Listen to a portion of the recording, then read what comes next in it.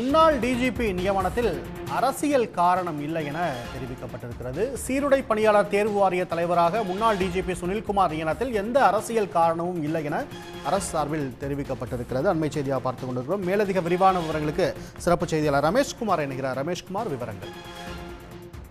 தமிழ்நாடு சீருடை பணியாளர் தேர்வு வாரியத்தினுடைய தலைவராக ஓய்வு பெற்ற டிஜிபி சுனில்குமாரை நியமித்து தமிழக அரசு அண்மையில் அவர் அறிவிப்பு வெளியிட்டது.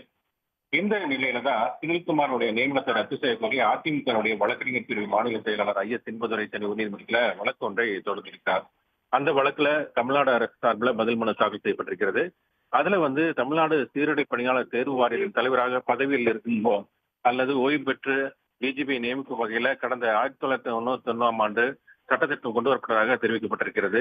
தமிழ்நாடு சீருடை பணியாளர் தேர்வு வாரியத்தின் தலைவராக சீமா அகர்வால் 3 ஆண்டுகளுக்கு மேலாக வாரியத்தின் தலைவராக பதவி வகித்ததாகவும் அதன் காரணமாக அவர் மாற்றப்பட்டு சுனில்குமார் நியமிக்கப்பட்டதாகவும் அந்த மனுவில் தெரிவிக்கப்பட்டிருக்கிறது.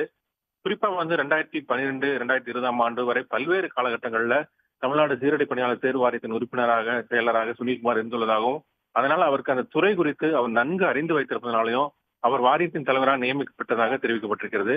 சுனில்குமார் ஓய்வு பெற்றிருந்தாலும் கூட அந்த வாரியத்தின் தலைவராக பணியாற்றும் போது அரசினுடைய விதிமுறைகளுக்கு கட்டுப்பட்டு நடப்பார் என்றும் குறிப்பிடப்பட்டிருக்கிறது.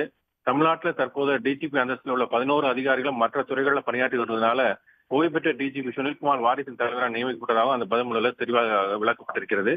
பதில் மனுவை தாக்கல் செய்யப்பட்டதை அடுத்து இந்த வழக்கின் விசாரணை 17ஆம் தேதிக்கு நீதிபதி சி.வி. கார்த்திகேயன் ஒத்தி வைத்திருக்கிறார்.